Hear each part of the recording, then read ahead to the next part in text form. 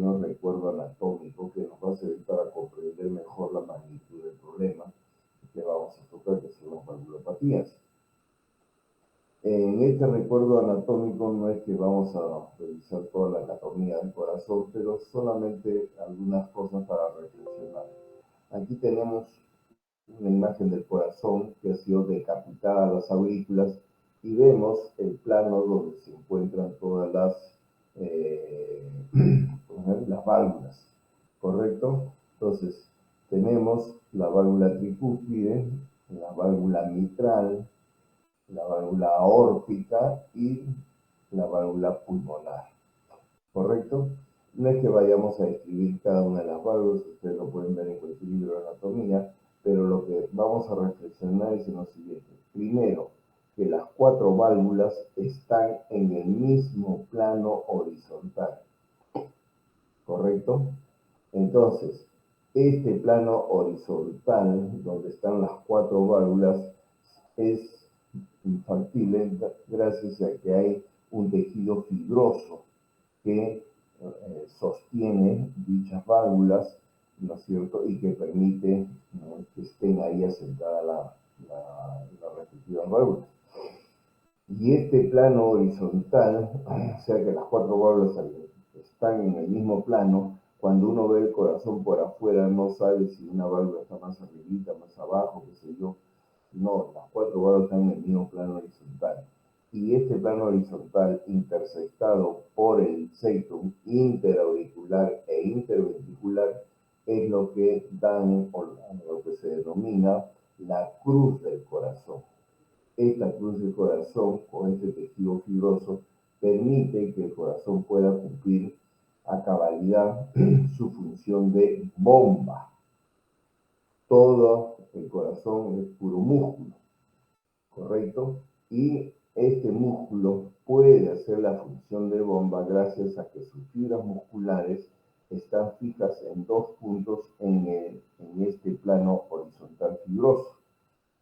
O sea, cuando se está formando el corazón, una fibra muscular que se está formando, no sé, un miocito que se está formando, se fija en un punto y en forma elíptica, o sea, en forma de 8, ¿no es cierto?, se van uniendo de un lado a otro lado, o sea, dando las aurículas y el ventrículo abajo en forma de 8 y se pegan en el otro lado.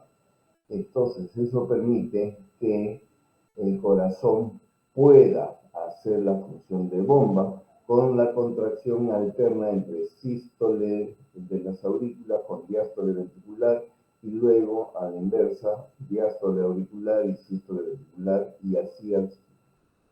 Si no fuese porque estos músculos tienen 2 puntos de fijación, no podrían cumplir la función de bomba, sería como un almacenamiento, no una bolsa, ¿no?, donde llega la sangre y no podría bombearla. Serían como los músculos del tubo digestivo, que son músculos lisos, los cuales, como ustedes recuerdan, tienen función de rectar, porque no están fijados en 2 puntos, ¿correcto? Entonces, este corazón o este bomba es factible gracias a que sus fibras musculares están en 2 puntos y las válvulas están en un solo plano horizontal. La otra reflexión es el hecho de la proximidad que hay entre todas y cada una de las válvulas, sobre todo en este triángulo, la válvula mitral, válvula tricúspide con la válvula aórtica y a su vez la aórtica con la pulmonar. Esto hace que nosotros tengamos que reflexionar que cuando hacemos alguna cirugía de recambio de una válvula o de plastía de una válvula, ¿no es cierto?, tengamos que tener cuidado. Por ejemplo, la válvula mitral, que es una de las que más frecuentemente se les hace plastía o recambio, ¿no es cierto?, si nosotros resecamos los velos respetando el anillo, pero al pasar nuestro punto somos muy generosos en profundidad.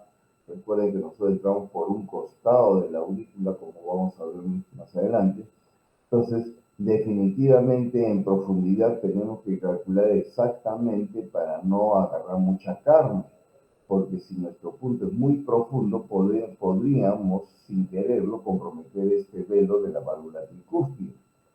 Y le estaríamos cambiando una patología por otra.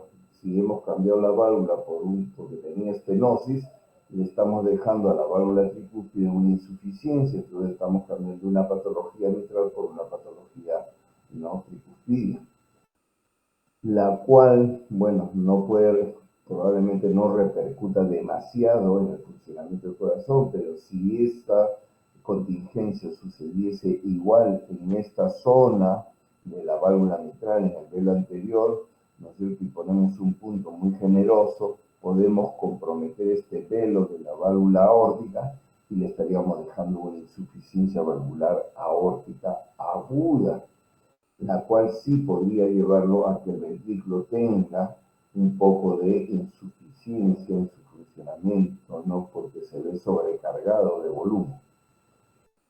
Y peor aún, si contingencia sucediese, recuerden que nosotros, como lo voy a explicar luego, vamos a hacer los cambios, la cirugía de la válvula con corazón parado. Entonces, definitivamente en profundidad, si agarramos en esta zona un punto muy generoso, podríamos comprometer lo que está atrás, que es la arteria coronaria, la circunfleja, rama de la coronaria izquierda que está saliendo en esta zona de la aorta.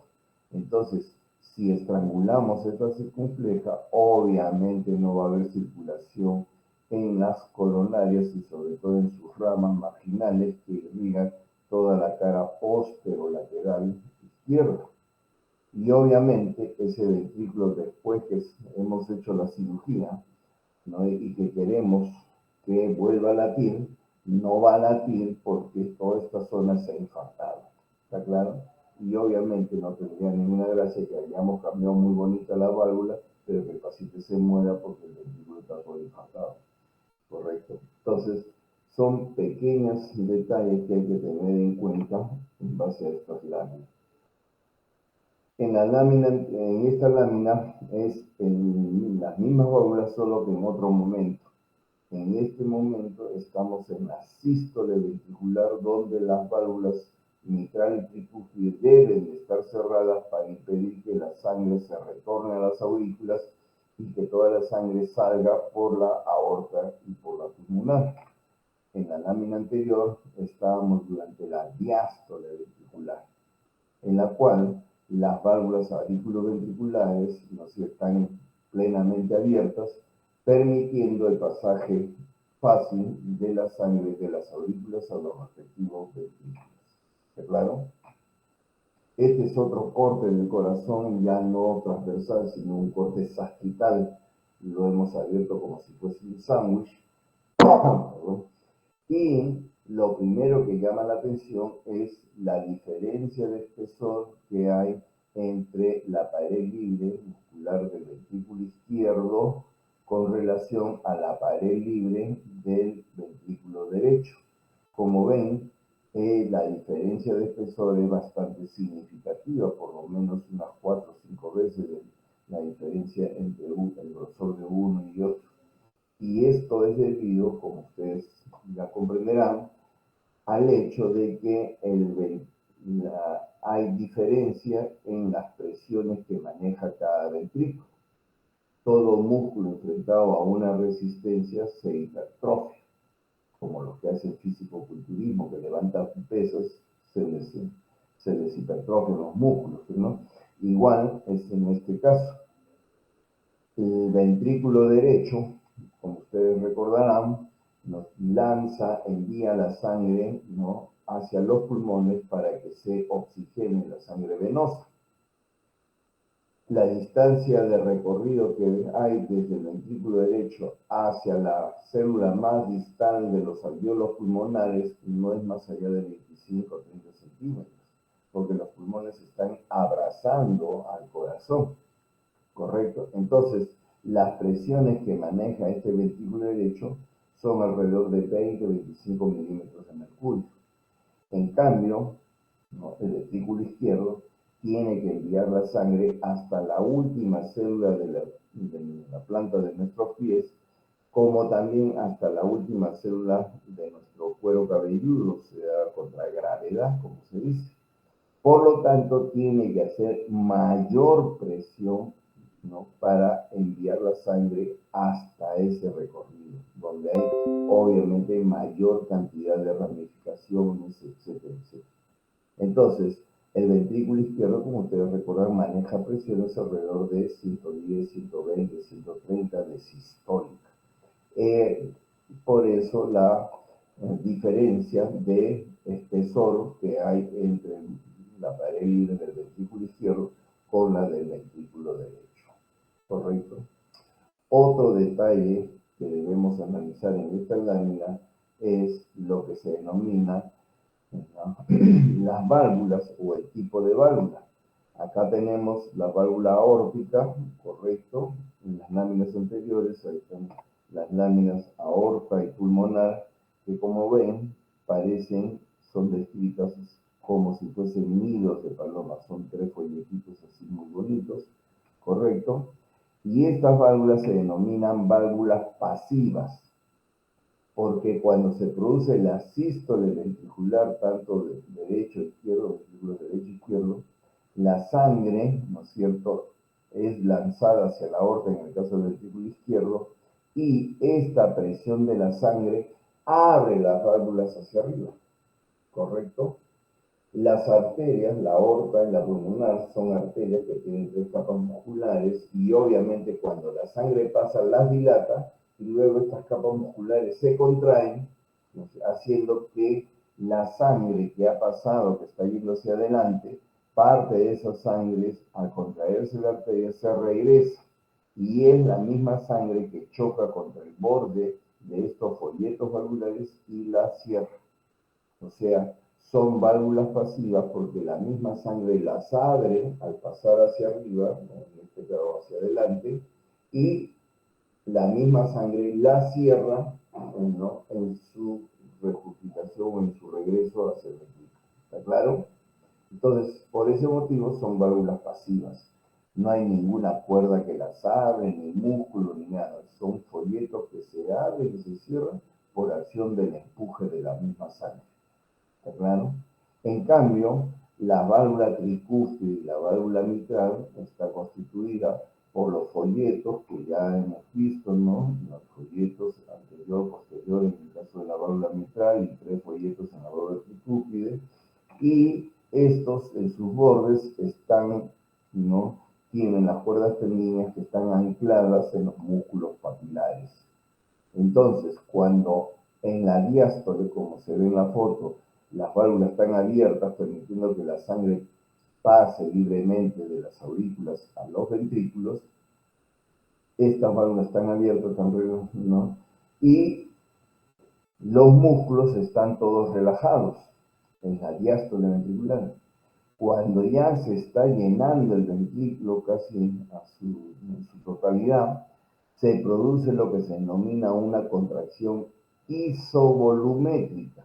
O sea, es una contracción como cuando un atleta va a hacer un esfuerzo de por ejemplo, un atleta que va a saltar, primero contrae sus músculos, ¿no?, antes de dar el impulso, ¿ya?, pero ya todos sus músculos están contraídos para saltar.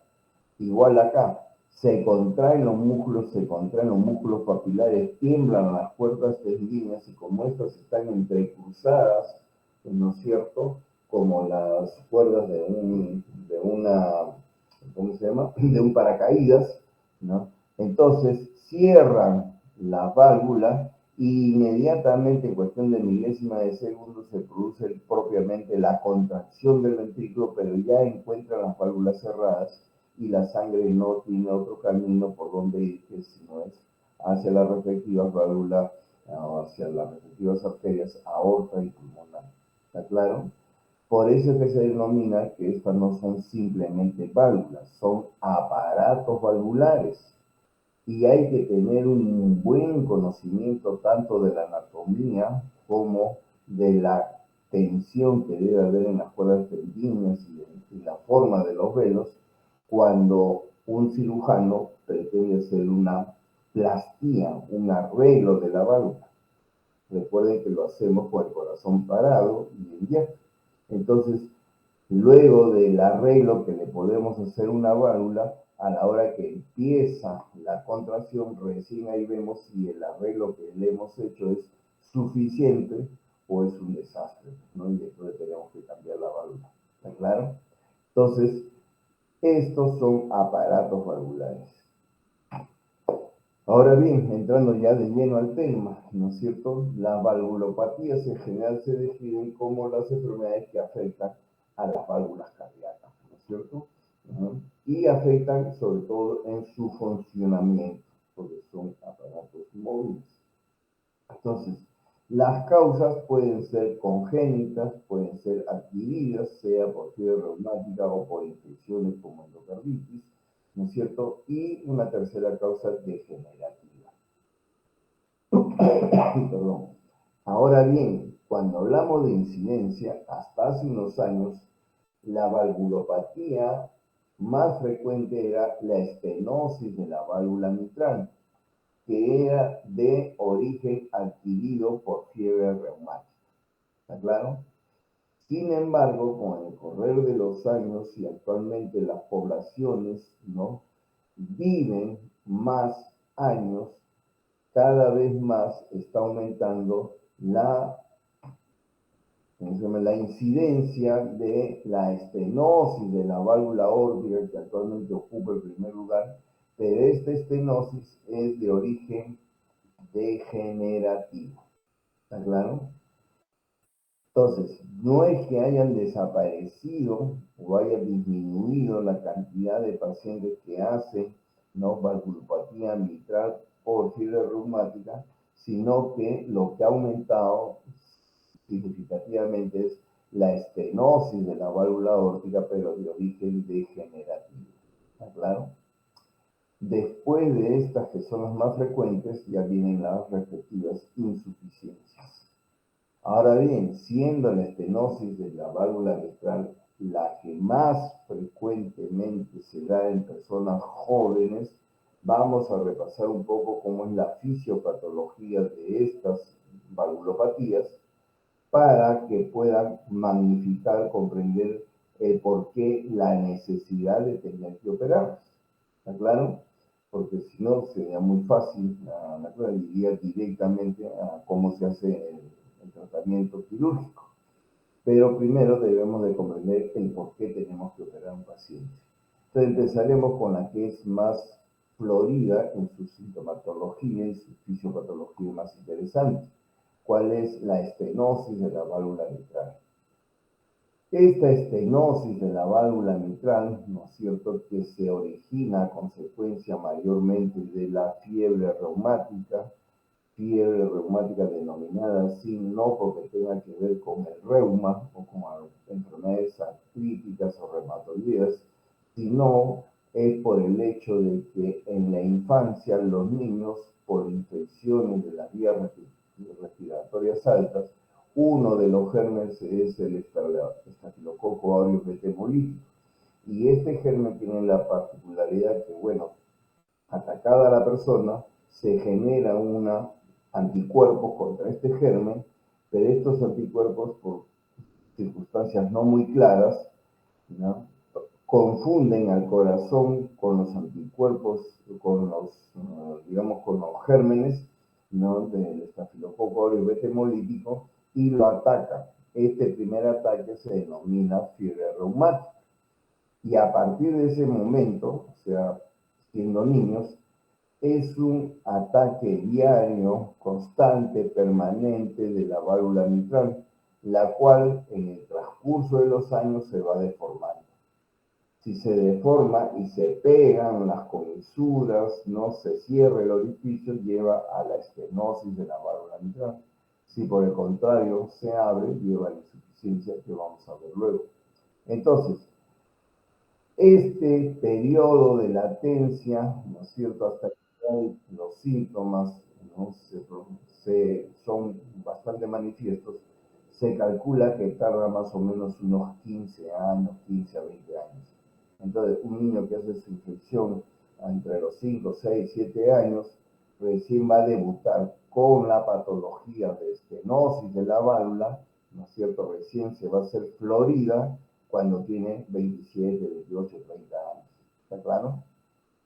Entonces, cuando se produce la estenosis de la válvula y esto se va cerrando poco a poco, obviamente le va a generar una resistencia al paso de la sangre de la aurícula al ventrículo. Y esto, como ya hemos visto, la aurícula tiene su propia sístole auricular, va a generar que tenga que hacer más fuerza. Todo músculo enfrentado a una resistencia se hipertrofia y va a generar la hipertrofia de la pared de la aurícula izquierda y luego se va a dilatar.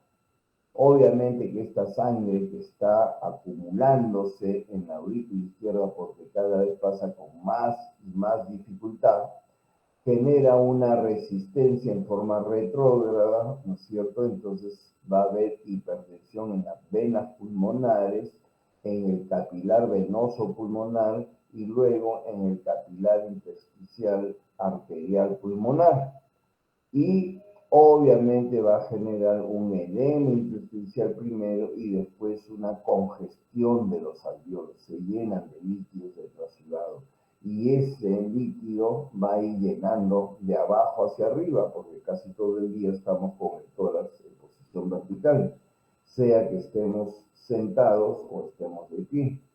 Entonces, conforme se va llenando de las bases hacia arriba, se va congestionando y obviamente ahí empieza el primer síntoma, que es la disnea. Disnea que se produce primero a grandes esfuerzos, después a moderados esfuerzos y después a pequeños esfuerzos. ¿Por qué? Porque ya tenemos casi todo el pulmón lleno de líquido. ¿Correcto? Y estos capilares están tan plétoros de sangre, como se dice, que si el paciente tose, puede rasgarse esos capilares y producir esputo hemoctoico. Por eso se dice que la estenosis de la válvula mitral es una enfermedad disneizante, es una enfermedad hemoctizante. ¿Está claro? Pero la cosa no termina aquí, pues alguien tiene que seguir empujando la sangre hacia adelante a pesar de la resistencia que hay por el cierre de la válvula mitral, alguien tiene que empujar la sangre. Y no va a ser esto la arteria pulmonar, quien tiene la capacidad de hacerlo es el ventrículo derecho, el cual aumenta su presión, cada vez más y más aumenta su presión. La presión sistólica normal del ventrículo derecho es de 20 a 25 milímetros de mercurio y puede llegar a 30, 35, 50, 70, 80 milímetros de mercurio de acuerdo a la necesidad y al grado de estenosis. Y obviamente esa presión se va a ver en la arteria pulmonar, ¿no es cierto? Entonces aumenta la presión y esta presión aumentada en el ventrículo derecho en forma retrógrada va a generar, ¿no es cierto?, que haya resistencia al paso de la sangre de la aurícula derecha al ventrículo. En algunos casos puede condicionar una insuficiencia de la válvula tricúspide, o sea, la vence, ¿no? Ya no se cierra esa válvula y toda la sangre, parte de esa sangre se regresa también a las aurículas, generando que obviamente la aurícula derecha se dilate grandemente. Y esta congestión en la aurícula derecha se manifiesta hacia arriba, ¿no?, en la cava superior y luego en las venas yugulares, con gran ingurgitación yugular, y hacia abajo, a nivel de la cava inferior, llega hacia el hígado, correcto, produciendo la hepatomegalia, y esta congestión del hígado lleva a que haya hipoproteinemia, deficiencia del metabolismo de las grasas, no se absorben bien las grasas, no se metabolizan bien las proteínas, etcétera, etcétera, generando pues una desnutrición crónica, ¿no? Una hipoalbuminemia, y cuando hay hipoalbuminemia, bajan las proteínas, la presión oncótica dentro de los vasos se pierde y empieza a haber ascitis en el abdomen, empieza a haber edema, ¿no es cierto?, en los miembros inferiores, etcétera. Entonces, lo que empezó en la válvula mitral ya dio la vuelta olímpica, como se dice. En el examen clínico lo que se manifiesta básicamente es el gran soplo de regurgitación a nivel de la válvula mitral, perdón, soplo eyectivo, no tricuspidio, pero en la diástole ventricular, ¿ya? Soplo electivo, y en la radiografía vemos pues, una gran cardiomegalia, congestión de los pulmones, la congestión, reforzamiento de la trama broncovascular, las líneas de Kerr, etc. Y en el corazón la gran cardiomegalia, que como vemos es a predominio, da la impresión que acá hubiese una pelota, es a predominio de la sumatoria de las imágenes de la aurícula izquierda y de la aurícula derecha delante, ¿no es cierto? Eso es decir, una pelota. Los ventrículos, salvo el ventrículo derecho que está un poco hipertrofiado, no tan crecido, pero sí hipertrofiado, se ven como si fuesen los apéndices, pero lo que corrobora y remarca, ¿no?, el diagnóstico es la imagen del botón de la arteria pulmonar por la hipertensión que hay en dicha arteria, ¿no es cierto? Y conforme crece la aurícula, va a haber aparición de focos ectópicos y finalmente el glúten y la fibrilación auricular, en la cual desaparece pues la onda P porque ya no hay contracción de la aurícula izquierda y es el momento que el paciente se siente que ha empeorado su cuadro, ¿ya? Porque ya no hay la sístole. ¿Está claro? Entonces, vean ustedes algunas imágenes de estenosis de la válvula mitral con calcificación, etc. Y cuando hay fibrilación auricular, definitivamente va a condicionar que la sangre quede retenida más tiempo en la aurícula y lleva a la formación de un trombo que como ven se ubica en la orejuela o se ubica en toda la válvula. Claro, estas son piezas de anatomía patológica, pero no es raro, a pesar de los métodos diagnósticos que actualmente disponemos, ¿no es cierto?, de la ecografía, etcétera, que los pacientes llegan, ¿no?, a cirugía y tienen trombos en las orejuelas, en la aurícula, etcétera, ¿no es cierto?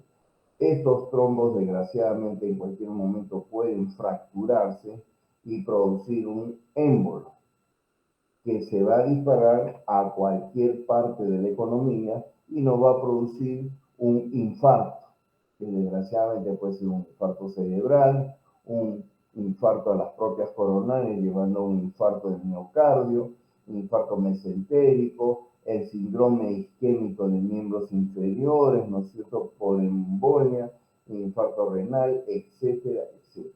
¿Está claro? No es raro que algunos pacientes jóvenes debutan con un accidente cerebrovascular por un infarto cerebral y claro, da pena que llegan a la emergencia ya por esta complicación y recién ahí se les diagnostica la estenosis de la válvula mitral. El resumen, la estenosis de la válvula mitral, ¿no es cierto?, su etiología sigue siendo la más común, la etiología reumática, la artritis reumática. Esto ya lo han revisado en cardiología, los criterios mayores, los criterios menores para hablar de fiebre reumática de un paciente, ¿no es cierto?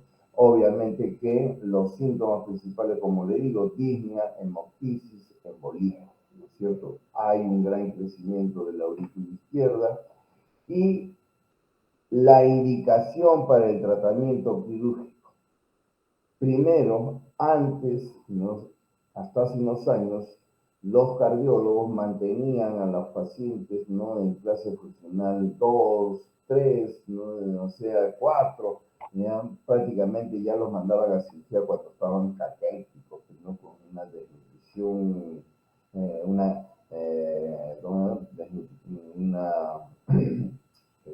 estaban en una franca desnutrición, ¿no?, con así, es una tremenda cardiomegalia. Actualmente ya con los métodos diagnósticos que disponemos ya no esperamos que el paciente esté tan mal, ¿no? Se sabe que es mucho mejor el resultado cuando se opera precozmente. Entonces, la indicación del tratamiento quirúrgico es cuando hay obstrucción hemodinámicamente importante, o sea que haya disnea acompañada de signos y síntomas de congestión pulmonar y disminución de la tolerancia al ejercicio, o sea, disnea a moderados esfuerzos ya tiene indicación de cirugía. La presencia de embolias sistémicas o de crisis paroxísticas de fibrilación o flúter auricular tiene indicación. No vamos a esperar que ya llegue con el accidente cerebrovascular, con un infarto cerebral o un infarto mesentérico para recién actuar. Los síntomas también ahora con la ecocardiografía, cuando vemos que hay reducción del orificio valvular a un área igual o menor a 1.5, tiene indicación quirúrgica. ¿Está claro? El área valvular, el orificio, ¿no? Normalmente es de 3 centímetros cuadrados. Entonces, basta que tenga a la mitad, 1,5, tiene indicación quirúrgica, a pesar de que todavía pueda no tener tanta disnea. ¿De acuerdo? Ahora bien, en el tratamiento quirúrgico, ¿no?, en la estenosis mitral, puede ser severa, se considera que es severa o moderadamente severa cuando ya tiene, como les digo, ¿no?, en la mitad del área, que es 1.5 o menos, y obviamente hay ahora diferentes técnicas.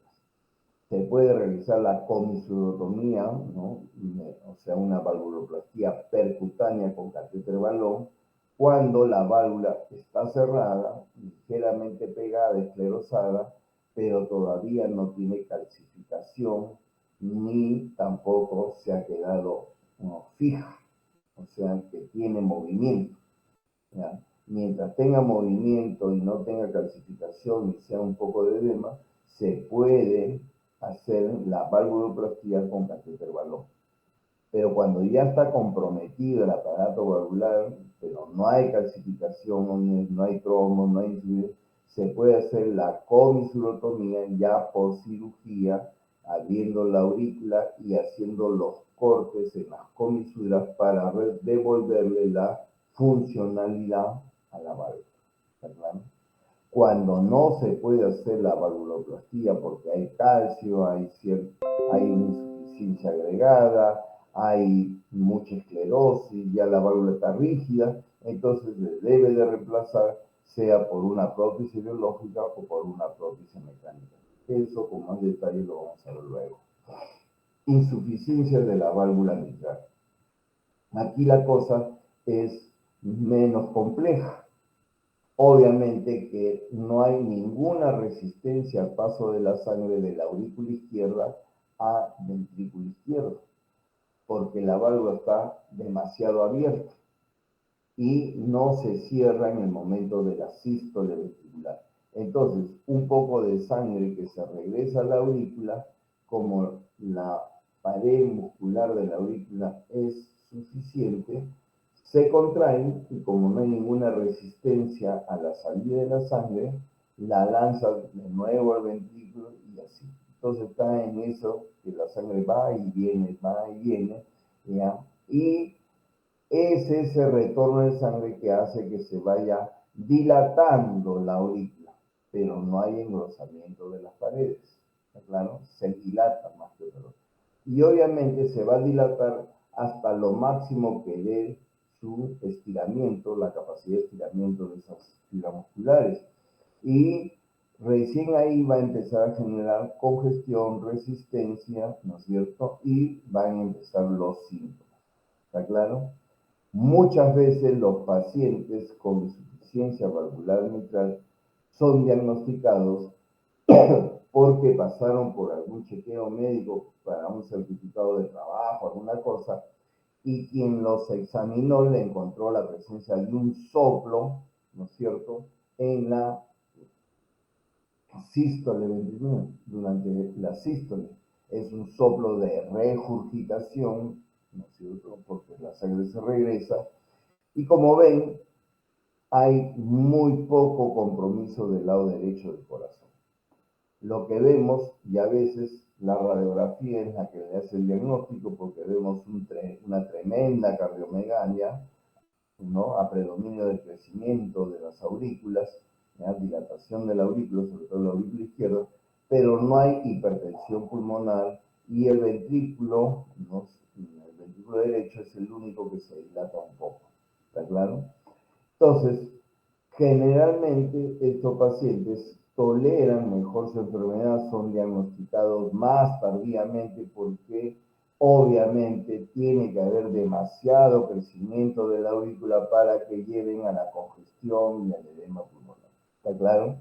Entonces, vean ustedes las diferentes formas de insuficiencia. Aquí tenemos una válvula que en algunos casos, ¿no?, se podría decir que esta es una doble lesión, ¿no?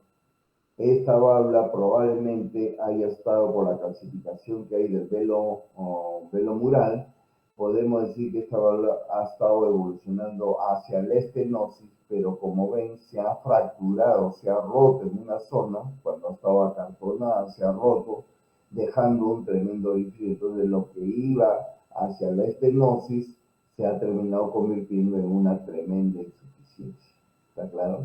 Entonces, podríamos decir que es una doble lesión a predominio de insuficiencia. ¿Está claro? En este caso, estenosis de la válvula aórtica. Aquí, al igual que la estenosis de la válvula mitral, los síntomas son un poquito más floridos.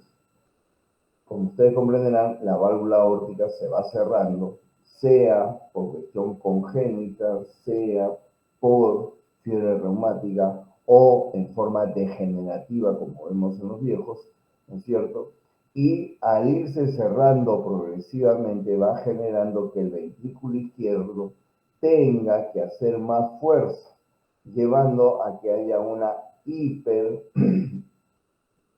además, hipertrofia del músculo de la pared libre del ventrículo izquierdo, no se gruesa, pero que es en forma concéntrica, hacia adentro. Si uno ve una radiografía, el corazón parece de tamaño normal, ¿no? Claro, pero no vemos el espesor de las paredes del ventrículo izquierdo. Entonces, esta hipertrofia concéntrica, por consecuencia del cierre de la válvula, ¿no es cierto?, va a generar, los síntomas que se van a producir están en función directa de que en ciertos momentos hay insuficiencia de irrigación en algunos territorios. Los territorios más frecuentes son, primero, ¿no?, el propio músculo que se ha hipertrofiado tanto que las coronarias no llegan a ser suficientes para llevar sangre a tanta masa muscular. Y obviamente, cuando la persona está en reposo, no hay ninguna molestia, pero si súbitamente hace un esfuerzo, va a tener angina de esfuerzo, como si tuviese enfermedad coronaria, que seguramente la han visto la semana pasada con el doctor Robles, ¿no es cierto?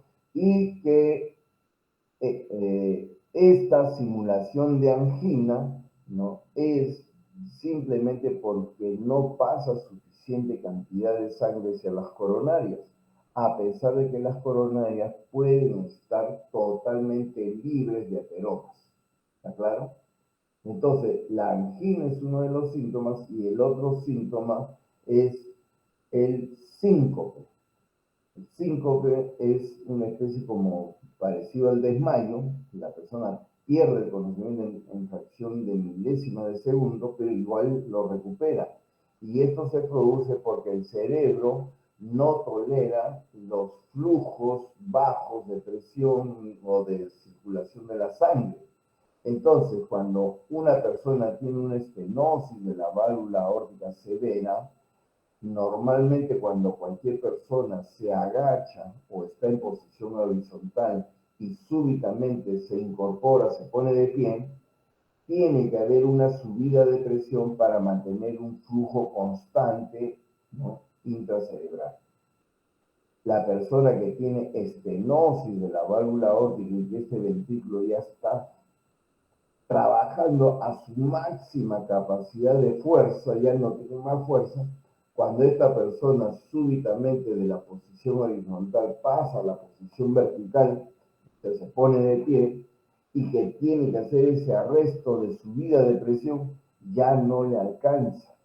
Y en cuestión de centésimas de segundos se produce una hipoperfusión del cerebro y la persona, como si la desenchufaran, ¡pum!, se desmaya. ¿está claro? Pero ni bien cayó, ya volvió a la posición horizontal, se equilibran las presiones, los flujos y se recupera. Pero ya se cayó, ¿está claro? Eso es el 5. No hay ningún aura que te está avisando que te va a venir el desmayo o la confusión, ni nada de esas cosas. Es así como si te desenchufaran, ¿no? Te desenchufan y te vuelven a enchufar y entonces te recuperas. ¿Está claro? La estenosis aórtica, como usted ¿no? Es, como ya lo vengo diciendo, es la principal causa degenerativa. Hay una sobrecarga de presión en el ventrículo izquierdo, el mecanismo compensador por hipertrofia del músculo en la angina, y si falla, ¿no es cierto?, pudiese llegar a la disnea cuando hay demasiada, y la PA clínica clásica es angina, síncope y un poco de disnea cuando hay mucha resistencia al paso de la sangre de la aurícula al ventrículo izquierdo porque hay sobrecarga de volumen en el ventrículo izquierdo. ¿Está claro? Vean ustedes las diferentes formas de calcificación, de generación de la válvula. En la siguiente lámina la vemos más en detalle, ¿no? Una persona puede nacer con una válvula bicúspide y con los años recién pasar a ser una estenosis, ¿no es cierto? Las formas más comunes de estenosis congénitas son que las comisuras están pegadas, dejando un pequeño orificio en el medio. Cuando son niños, a veces se intenta abrir, hacer la comisurotomía con catéter balón. Cuando ya es una estenosis de viejo, generalmente viene así toda calcificada, y ahí no se puede pensar en nada de plastillas, ahí hay que cambiar la válvula y punto. Ahora bien, sea niño, joven, ¿no?, por fiebre reumática, o un anciano que tenga una estenosis valvular aórtica degenerativa, los síntomas van a ser los mismos. La fisiopatología es la misma. Entonces, no es raro que haya niños que hayan presentado síncope y que los hayan diagnosticado erróneamente como un ictus convulsivo y están dando tratamiento para las convulsiones. O que el niño no quiera jugar porque siente que le duele el pecho, entonces instintivamente evita hacer juegos de correr, de saltar y todo porque le duele el pecho. Entonces son los niños que por lo general evitan este tipo de distracciones o de juegos así, ¿no? Y prefieren jugar en su casa. Bueno, ahora la mayoría de niños juegan en su casa con todos los videojuegos, pero no, entonces, desgraciadamente ya todos parecen que tuviesen estenosis congénita, ¿verdad?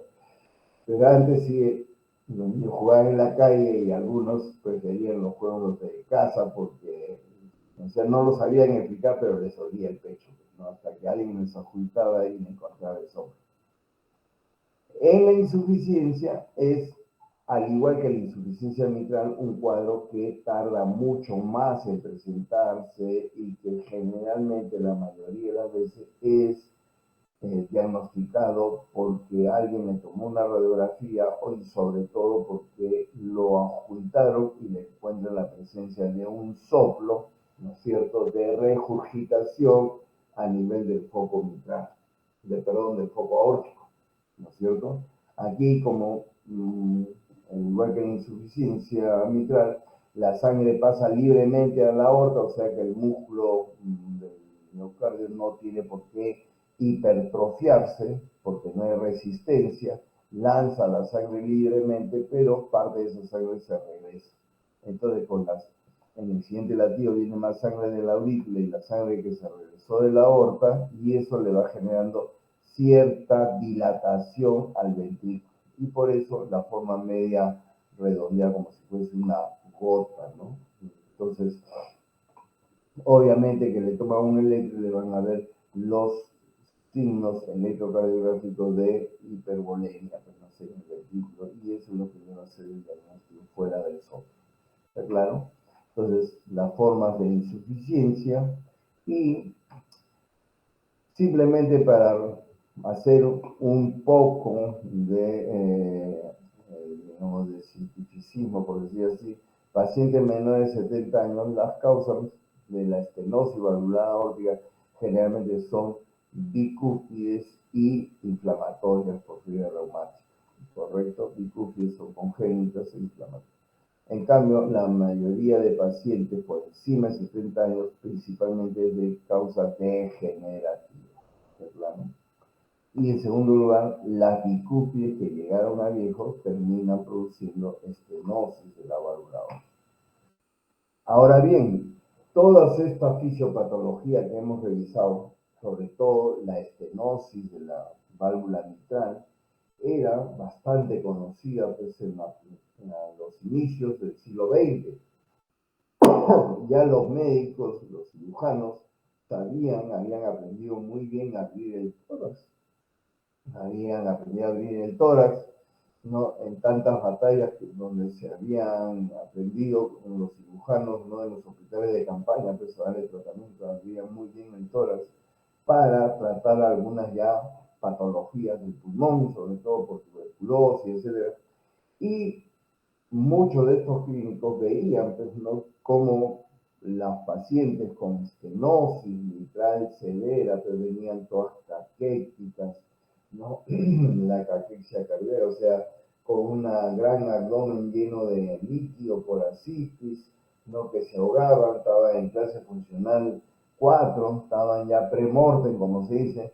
No faltó algún cirujano que tuvo la brillante idea de pensar en abrir la válvula. Entonces, alguien fue el primero que se aventuró a hacer una toracotomía posterolateral izquierda, bajar el pulmón, ver el corazón en la cara lateral izquierda, abrir el pericardio y luego hacer una jareta en la base de la orejuela izquierda, cortar la cresta porque se supone que debe tener trombo, entonces deja escapar un poco de sangre, luego introduce su dedo y con el dedo abre la válvula.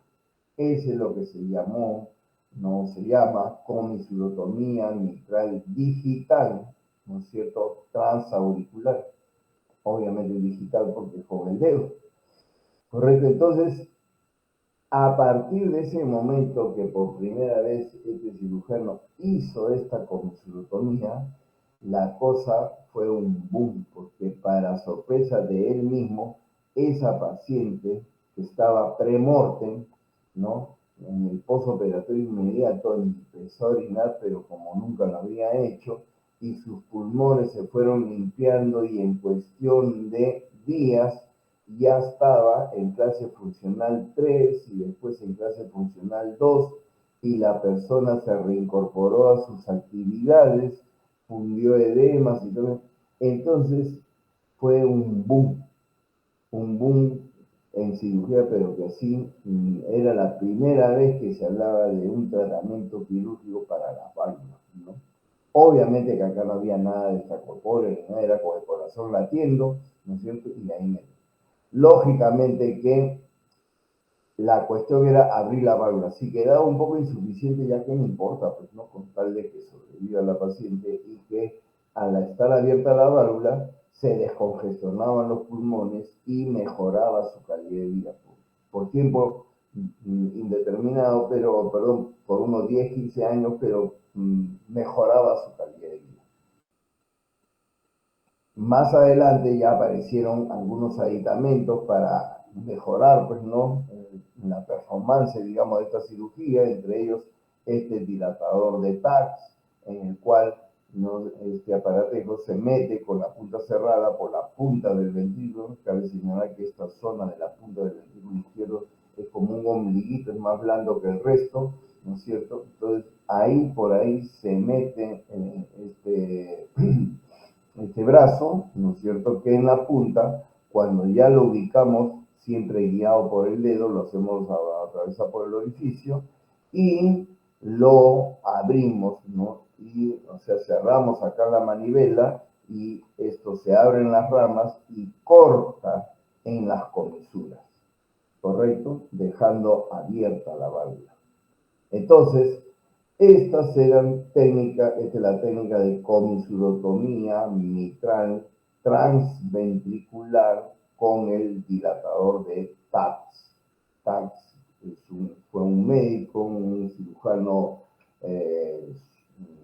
sueco, ¿no es cierto?, en el Instituto Karolinska. Él patentó, diseñó este aparato.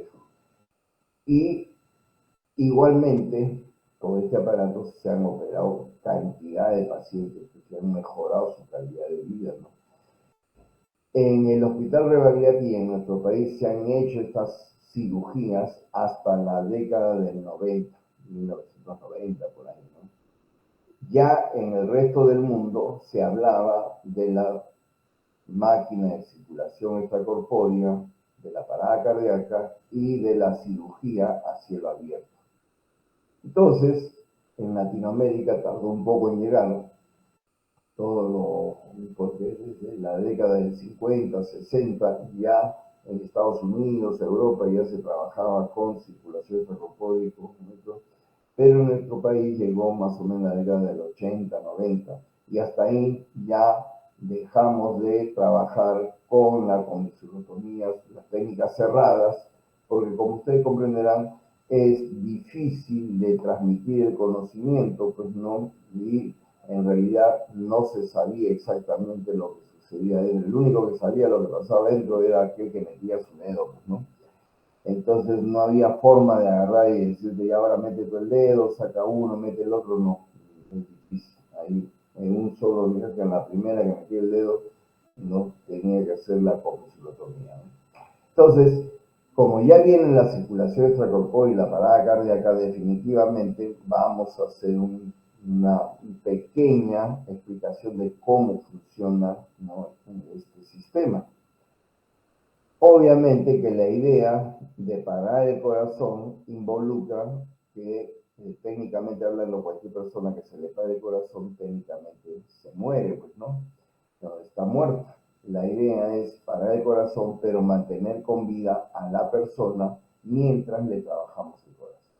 Entonces, esto se consigue derivando toda la sangre que viene por ambas cavas a la aurícula derecha, la derivamos mediante estas cánulas primero y luego estas mangueras hacia un reservorio donde se junta la sangre, todo ingresa por la parte de arriba, se filtra y luego le ingresa una línea de oxigenación en el oxigenador de membrana que vamos a ver luego, y que después de oxigenarse la sangre, vamos mediante estos rodillos, una máquina de rodillos, empujando la sangre para devolverla por cualquier arteria principal, que puede ser, como se ve en este caso, una fémur ilíaca, o si no, directamente en la aorta.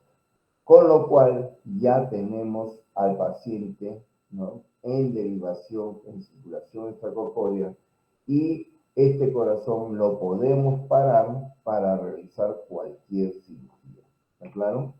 Esta es la máquina de circulación extracorpórea. Cada módulo son independientes. Aquí vemos el reservorio, ¿correcto? Todo tiene que estar estéril, todas las mangueras, es un circuito cerrado. Entonces acá tenemos el reservorio, toda la sangre que viene del paciente, sea por aspiración de las cavas, como también la sangre que aspiramos de la cavidad, ¿no?, el sangrado que hay ahí, va a llegar por esta zona, se va a filtrar, se va a juntar y luego pasará a este compartimento que es el reservorio, el oxigenador, que se denomina oxigenador de membrana porque esta membrana blanca es una membrana bien tupida que divide este compartimento en dos. En uno va a llegar la sangre y por el otro va a circular agua que tiene alta concentración de oxígeno. Entonces, sin que haya mezcla de la sangre con el agua, va a haber difusión de los gases. Es una membrana bien tupida que no permite que haya mezcla de la sangre con el agua y sí permite que haya difusión de los gases. Entonces, la alta concentración de oxígeno en el agua va a pasar a la sangre y en cambio de ella va a salir CO2, al igual como sucede en el alveolo pulmonar. ¿Está claro? Una vez oxigenada la sangre, esta va a ser retornada ¿no?, al paciente a través de una bomba. La primera es la bomba, esta de acá de rodillo, pero acá como ven cada rodillo machuca la manguera y va empujando la sangre, entonces siempre hay un poco de hemólisis. En cambio, este es otro tipo de bomba, ¿no?, tipo cúpula, como la turbina de un avión, donde la sangre no llega a tocar las hélices y sale disparada de regreso hacia el paciente. ¿Está claro? Entonces, aquí la hélice gira a 1000, 2000, 3000, 4000 revoluciones por minuto para empujar o enviar la sangre hacia, de retorno hacia el paciente, hacia una arteria. Pero con lo cual, hasta ahí ya tenemos al paciente en circulación extracorpórea. Como ven, todo es un circuito cerrado, ¿no?, donde llenamos todas las mangueras con agua para evitar las embolias gaseosas. El cirujano recibe las cánulas, las mangueras, las corta, un extremo va para la parte venosa y otro extremo va para la parte arterial. Ahí, antes de colocar cualquier cánula dentro del corazón, como ustedes comprenderán, tenemos que heparinizar la sangre del paciente. Si no, esta sangre se coagularía dentro de los reservorios, los filtros, las mangueras, se taparía todo y ya no habría circulación, lo que condicionaría la muerte del paciente. Tenemos que heparinizar, ¿no?, al paciente, obviamente con heparina, a razón de 3 a 5 miligramos por kilo de peso corporal. Y ahí estamos haciendo las jaretas en la aorta, donde vamos a recibir la cánula arterial. ¿Está claro?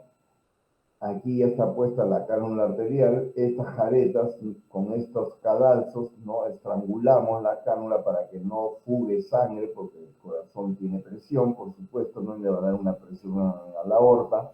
Entonces estrangulamos y con ello también fijamos la cánula. Y la otra es la cánula, que en este caso es una cánula que está entrando por la orejuela de la aurícula derecha y se dirige hacia la cava inferior. O sea, es una cánula atriocava. En vez de meter dos cánulas, metemos una. Igualmente, una vez que ya está cerrado el circuito, la sangre venosa sale por la cava, por esta cánula, va al reservorio, se filtra, se oxigena y regresa al paciente por esta cánula de la aorta. Entonces ya el paciente está con la garantía de que va a seguir con vida cuando le paremos el corazón. Pero como aún estando en extracorpórea y aún teniendo las cavidades del corazón casi vacías, no hay tanta sangre porque toda la estamos direccionando hacia la máquina de circulación extracorpórea, el corazón va a seguir latiendo, porque por esta cánula igualmente le va a entrar sangre a través de las coronarias al miocardio y ese miocardio va a seguir vivo, va a seguir latiendo. Entonces, ¿cómo hacer para parar el corazón? Obviamente que si ponemos un clamp debajo de la cánula, ponemos un clamp en esta zona, definitivamente ya no le va a entrar sangre por las coronarias y el corazón se podría parar por hipoxia. Pero en los 30, 40 minutos que demora el cambio de una válvula o la revascularización, los puentes coronarios o la corrección de una cardiopatía congénita, en ese tiempo, este corazón que al estar clampada en la aorta no recibiría sangre, se va a morir, pues, ¿no? Va a ser un tremendo infarto masivo del corazón. Por lo tanto, no tendría ninguna gracia de que lo paremos el corazón para cambiarle la válvula y que se muera, pues, ¿no? Entonces, ¿cómo hacer para mantener con vida a ese corazón? Ponemos el clamp y debajo del clamp ponemos esta aguja que la ven ahí en pantalla, ¿no es cierto? La clavamos, esta es una aguja plástica que tiene un mandril metálico, se clava, se saca el mandril metálico y ya queda la aguja plástica metida en la aorta y a través de la misma, de la máquina, después de que la sangre sale del oxigenador, tomamos una línea de su propia sangre y se la pasamos por acá. Y esta sangre la enriquecemos con potasio. Ya existe también en laboratorio las soluciones, ¿no?, de cardioplejía, que son enriquecidas con potasio. Y lo que vamos a producir es la parada cardíaca en diástole. ¿Correcto? Entonces, ese corazón ya en circulación extracorpórea y con aguja puesta va a entrar en parada cardíaca en diástole. Como ven, en diástole nosotros podemos al corazón levantarlo, doblarlo, torcerlo, cortarlo, morderlo, etcétera, etcétera, y el corazón está relajado, está plácido. El mismo efecto de parada cardíaca lo podríamos conseguir con el ion calcio, pero este calcio va a producir una parada cardíaca en sístole, y es una sístole tetánica, ya no se relaja con nada. Cuando el paciente antes, por desconocimiento del medio interno, qué sé yo, a veces los pacientes nos hacían una parada cardíaca en sístole, ¿no es cierto?, por hipercalcemia, es lo que se denominaba stone heart, entonces el corazón de piedra.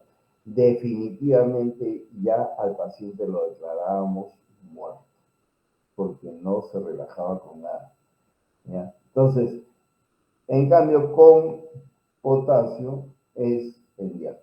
Esta es otra cánula que la metemos por la aurícula derecha y va dirigida hacia el seno coronariano, y en forma retrógrada le pasamos la cardioplejía, ¿no? O sea, en forma retrógrada para que vaya por las venas primero y luego por las arterias coronarias, y mantenemos al paciente en cardioplejía heterógrada y retrógrada cuando una cirugía se va a prolongar demasiado. La idea es tener a este músculo bien protegido, bien oxigenado, bien nutrido. Si nosotros vemos la pantalla, ¿no es cierto?, y vemos la frecuencia cardíaca, podríamos decir que el paciente está muerto, pero no hay un paciente que esté muerto y que tenga una saturación de oxígeno por encima del 90%, que tenga una presión media arterial de 53, que tenga una temperatura corporal de 36, etc. Entonces, este no es un paciente que está muerto, este es un paciente que está vivo, pero con el corazón parado. Condición ideal para hacer cualquier cirugía cardíaca, ¿no es cierto? Reemplazo de la válvula, plastía de la válvula, cierre de una comisurotomía, cierre de una cardiopatía congénita, corrección de una cardiopatía congénita, bypass aortocoronario, etcétera, cualquier cirugía. ¿Está claro? Entonces, como ya hemos llegado al punto que el paciente está anestesiado, ya está con el corazón parado, ya es la clase propiamente dicha, que es el tratamiento quirúrgico de la valvulopatía del lado. Entonces, estas son láminas, ¿no? La vía de abordaje en este caso acá ha sido con una cánula doble cava. Cuando trabajamos la válvula mitral se suele emplear doble cava para no tener tanto retorno de sangre por el circuito menor, sangre que viene por las venas pulmonares y llega a la aurícula izquierda, justo donde vamos a trabajar. Entonces, para que no nos absorbe tanto la sangre, metemos doble cavas, ¿no es cierto? Y le ponemos un torniquete para que toda la sangre que viene por las cavas se vaya directamente a la extracorpórea y no haya tanto pasaje de sangre por el circuito. Entonces, abrimos la aurícula y la estrategia es, si es una persona joven y tiene una valvulopatía, sobre todo en este caso válvula mitral, que está estenótica, pero que no tiene calcio, no tiene mucho engrosamiento, tú puedes intentar hacer una plastía de la válvula. Si es por insuficiencia, igualmente puedes arreglar la válvula. Hay anillos para devolverle el tamaño al anillo de la válvula nativa, ¿no es cierto? Se pueden hacer cortes para luego, hay cuerdas tendíneas, ¿no?, hechas de borote, que es elástico, para devolverle la tensión a las cuerdas, etcétera, etcétera. Todo eso en general se denomina plastía de la válvula mitral. ¿Está claro? Cuando ya la válvula está muy enferma, calcificada, esclerosada, fijada, no dura, definitivamente ya no hay forma de arreglarla, entonces vamos a tener que cambiarla. ¿Correcto? Entonces, Desde los años 50, en los primeros años, apareció esta prótesis denominada de Starr-Edwards. Y la técnica hasta ahora sigue siendo la misma.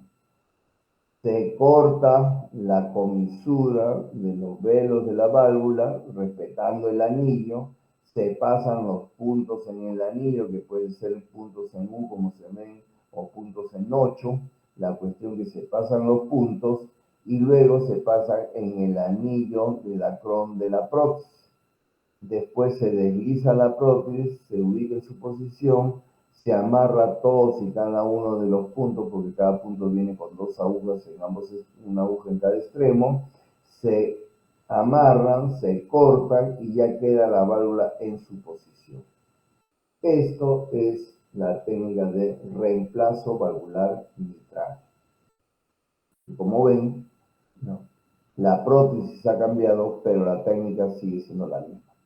¿Está claro? Entonces, esta es una válvula, ¿no? Ingeniosa en su diseño para los años 50, ¿no? Sumamente ingeniosa, en la cual, como ven, es una canastilla metálica que tiene una pelotita parecida a la pelotita de ping-pong, de paredes un poco más gruesas y más chiquitas, ¿ya? Y que obviamente puesta ahí en la diástole, la pelotita cae, la sangre pasa alrededor de la pelota y cuando se va llenando el ventrículo empieza a flotar la pelotita y tapa el orificio de la válvula mitral, se produce la sístole ventricular y toda la sangre encuentra, ¿no?, la válvula mitral cerrada y toda la sangre se tiene que ir por la aorta. ¿Está claro? Entonces, el problema de esta válvula es que tenía demasiada superficie, demasiada área y generaba mucha trombosis. Aquí, en la misma técnica de reemplazo valvular, donde hemos pasado los puntos en el anillo de la válvula mitral, y pasados los puntos, pasamos los puntos en el dacrón de la prótesis, la vamos deslizando para bajarla, y ahí ya lo único que tenemos que hacer es amarrar y cortar los hilos, y ya la válvula queda en su posición definitiva. Una vez que está la válvula en su posición definitiva, ya soltamos este separador, hacemos la rafía de la aurícula izquierda, soltamos el clan de la aorta, le entra sangre sin potasio, se empieza a lavar el potasio ahí atrapado, el corazón automáticamente, una vez que se lava el potasio, recupera su automatismo y empieza a latir. ¿Está claro? Una vez que late, que va mejorando su frecuencia cardíaca y su presión arterial, y que ya mantiene buena presión, buena esto, le vamos clampando las cánulas de las cavas para que no haya sangre hacia la máquina de circulación extracorpórea y la retiramos definitivamente la circulación extracorpórea, luego de lo cual retiramos las cánulas venosas, después las cánulas de la cardioplejía anterógrada, después la cánula arterial, pasamos pasamos el antídoto de la heparina, que es el sulfato de protamina, con lo cual se recupera la capacidad de coagulación de la sangre y ya podemos hacer una buena hemostasia, colocar dos drenes mediastinales, cerramos el tórax y el paciente va a pasar a la unidad de cuidados intensivos. Para el reemplazo de la válvula aórtica, la sistemática es la misma, ¿no?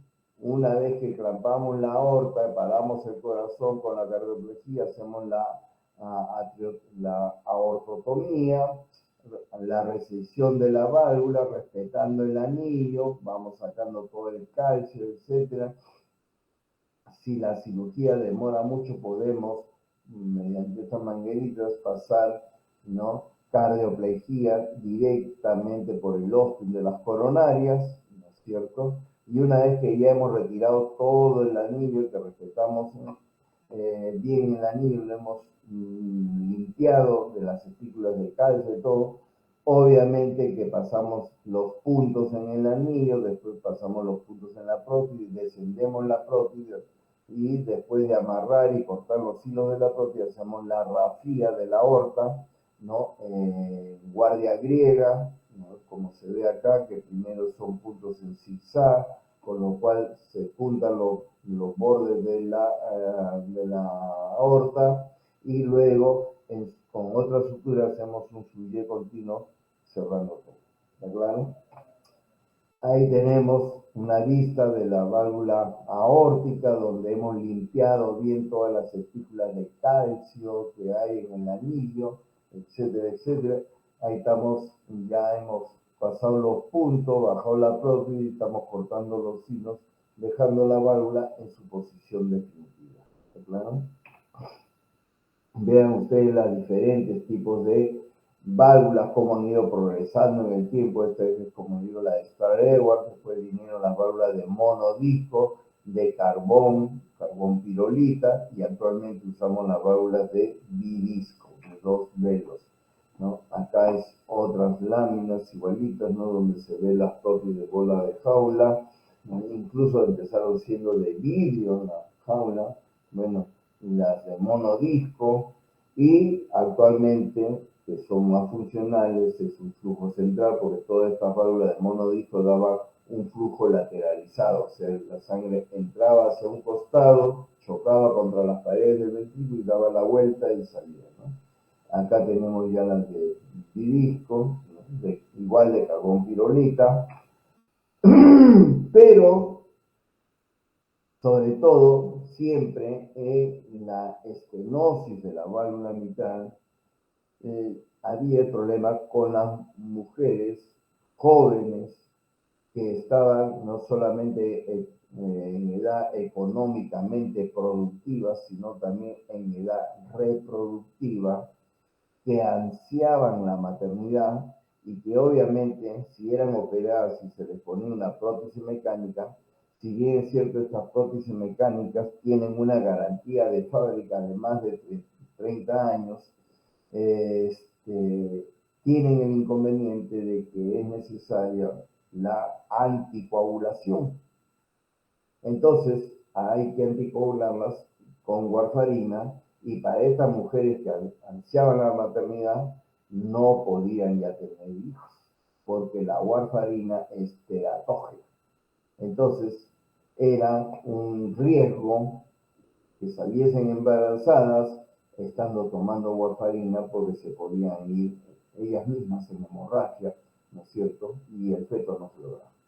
Entonces, pensando en estas mujeres, es que se experimentó, se diseñó estas prótesis de pericardio bovino o pericardio porcino, denominadas prótesis biológicas, hechas del tejido del pericardio de estos animales, animales que son criados en cautiverio, protegidos para que no tengan ningún tipo de contaminación, infección, y que se les sacrifica siendo jóvenes para obtener el pericardio, con el cual artesanalmente en laboratorios especiales, ¿no? Parecidos a una sala de operaciones, con toda la esterilidad del caso, se confeccionan una por una las válvulas biológicas, ¿ya? Y estas válvulas, ¿no? Se utilizaron o se utilizan tanto en posición mitral como en posición aórtica, ¿correcto? Entonces, a estas mujeres que venían sin, ¿no? con estenosis de la válvula mitral, le cambiábamos, le poníamos una prótesis biológica y el beneficio de esta prótesis biológica es que no requieren la anticoagulación. La técnica de implante de estas prótesis es la misma que cualquier prótesis, ¿no? Se abre en este caso para cambiar la válvula aórtica por una prótesis biológica, se abre la aorta, se resecan los velos, se pasan los puntos y después se pasan los puntos en el lacrón de la prótesis biológica, se baja la prótesis, se amarra y como ven ya queda en su posición. Esta prótesis biológica en posición aórtica son idénticas a la válvula nativa del corazón, de la válvula aórtica nativa. En posición mitral, obviamente están invertidas las patitas hacia abajo para que la sangre pase de la aurícula al ventrículo. ¿Está claro? El inconveniente con estas válvulas, porque desgraciadamente nada hecho por el hombre es perfecto, el inconveniente es que estas válvulas envejecen, o este tejido de las válvulas envejece, endurecen, se fracturan o se pegan, igual como una válvula nativa, en un tiempo promedio de 10 años. Entonces, ya existen en otras latitudes del mundo prótesis biológicas que dicen que duran hasta 20 años. Todavía nosotros no las hemos experimentado.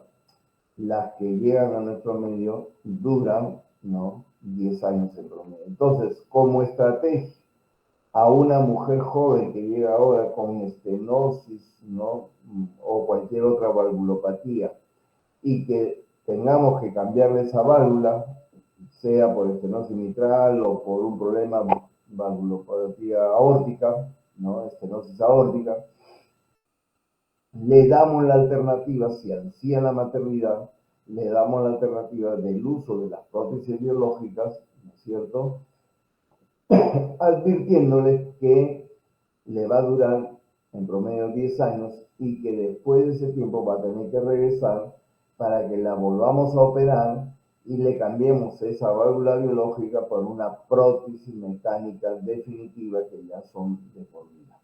Como le digo, las garantías de la prótesis mecánica son no menos de 30 años, o sea que duran 40, 50, 60 años, ¿no?, de por vida. Entonces, esa es la estrategia en el caso de las mujeres, o lo que empezó en el caso de las mujeres por su condición de maternidad, ya se ha extendido a otras condiciones, por ejemplo, por profesión. Imagínense que les llegue a la consulta pues Neymar, Messi, ¿no?, y que tenga una valvulopatía. Ellos viven de dar y de recibir patadas, ¿no? Entonces, definitivamente, si está anticoagulantes le ponen una prótesis mecánica, no va a poder continuar con su profesión, porque de cada patada va a ser una tremenda hematrosis, ¿no?, tremendos hematomas. O si es karateca, o si practica, ¿cómo se llama?, cualquier tipo de pelea, box, ¿no?, etcétera. Entonces, en estos casos se le da la alternativa. Pues.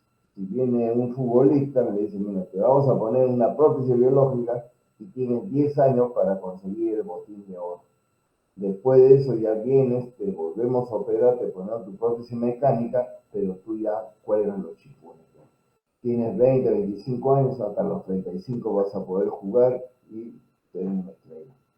Igual en los otros dos. ¿Está claro? Entonces, se les da esa alternativa si desean la toma, y si no, ya se le pone su prótesis mecánica definitiva y se acabó, ¿no? A veces le tienen más temor a la operación que al hecho de poder tener una prótesis biológica y tener la operación, ¿no? Esto también en nuestro país cada vez más las usamos, la prótesis biológica, para pacientes de edad avanzada, los cuales se sabe que son muy lábiles a tener problemas de sangrado interno, sea por cuestiones del aparato digestivo, por gastritis, qué sé yo, por un pólipo o de vías urinarias, etc. Entonces, si tal anticoagulón termina pues teniendo un sangrado interno. Entonces, en estos pacientes de edad avanzada, ¿no es cierto?, ahora usamos prótesis biológica. Pero el problema es que cada vez las poblaciones vienen más añosos, más viejos, ¿no es cierto?, pero sintiéndose jóvenes. Entonces, no es raro que nos vengan pacientes de 70, 75 años y que nosotros estemos en duda de usar una prótesis biológica porque claramente se ve que su expectativa de vida va a ser de más de 10 años. Entonces, no le vas a poner una prótesis biológica a los 70 años para que después regrese a los 80 recién a cambiarle esa prótesis por otra biológica, sino ya una reoperación a esa edad es sumamente más compleja, más riesgosa. Entonces, actualmente, prácticamente casi usamos prótesis biológica para aquellos pacientes que son por encima de 80 años, ¿no?, porque cada vez más nos vienen pacientes, ¿no es cierto?, que tienen esa edad y que lucen de menor edad, ¿no? Entonces, o que tienen proyectos de vida, que tienen todo. Entonces, ya pues te viene un anciano de 80 años que aparentemente en años atrás, ¿no es cierto?, lo considerábamos anciano a los de 65, 70 años, ahora vienen de 80 y ni ellos se consideran ancianos ni nosotros nos vemos como ancianos. Entonces hay que pensarlo bien. En nuestro país también usamos la prótesis biológica más por cuestiones socioeconómicas.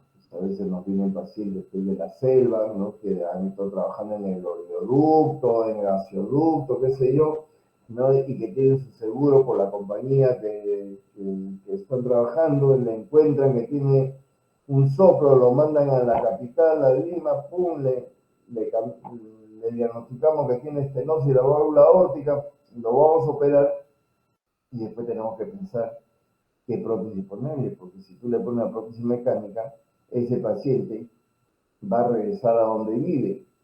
Para empezar, no va a haber ningún lugar donde pueda comprar la warfarina, ni tampoco ningún laboratorio u hospital donde le puedan controlar el tiempo de anticoagulación, el INR. Entonces, definitivamente es un problema socioeconómico, ¿no?, pero tienes que anticoagularlo. Entonces, en esos casos, le damos la alternativa, le explicamos a él, a su familia, y le decimos, miren, le vamos a poner una prótesis biológica que le dura 10 años. En ese tiempo, usted tiene que planificar todo para mudarse a la capital de un departamento donde haya un hospital. Entonces ya regresa, le operamos, le ponemos su prótesis mecánica y se va a vivir a la capital del departamento, ¿no?, o sea, donde se haya mudado, para que ahí le puedan controlar, ¿no?, en el hospital la anticoagulación, le den la warfarina y todo lo demás, ¿no? Bueno, de todos esos pacientes que le hemos puesto prótesis biológica han regresado, ¿no?, y a todos le hemos tenido que volver a poner una nueva prótesis biológica porque ninguno se ha mudado, todos siguen trabajando y viviendo donde siguen viviendo, y bueno, pues no. Ya hemos tenido el caso de pacientes que hasta por 3 veces le hemos tenido que cambiar la misma válvula por prótesis biológica porque no tiene pues cómo mudarse a otro sitio. Ya veremos si regresa para una cuarta vez. Entonces, estas, como ven, son diferentes tipos de prótesis, ya vienen incluso hasta con stent, ¿no?, recubierto. Bueno, ya estas son otras cosas, son unos injertos, pacientes que por endocarditis reiterativa, ¿no?, de la válvula, de la prótesis biológica, de la prótesis mecánica.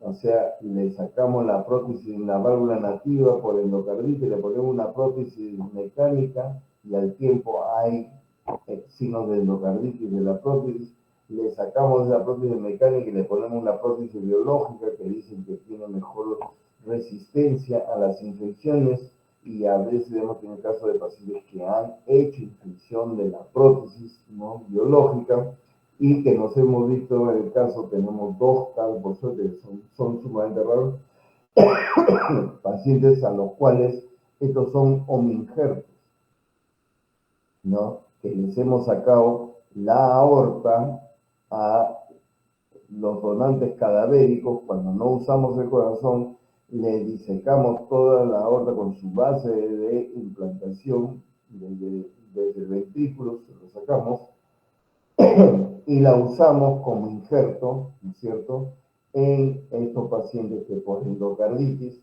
ya no hay forma de, digamos, preservar ese anillo de la aorta, porque sabemos que el anillo es lo que está infectado y todo lo que le pongamos en ese anillo se va a infectar. Entonces sacamos la aorta del paciente, todo, ¿no?, y le cambiamos por este omígero. Tenemos 2 casos y los 2, gracias a Dios, fueron muy bien, más allá de nuestras propias expectativas, ¿no? Los pacientes no hicieron ya endocarditis de nada y han vivido con esos somos injertos, por lo menos hasta donde los hemos podido seguir, ambos han vivido más de 10 años, ¿no? Después se nos han perdido, pero con esto del COVID, no sabemos qué se ha decidido, no han regresado. Muy bien. Hasta aquí todo lo que teníamos que explicarles, ¿no es cierto? Para, esperemos pues que haya sido clara la presentación. No sé si hay alguna pregunta.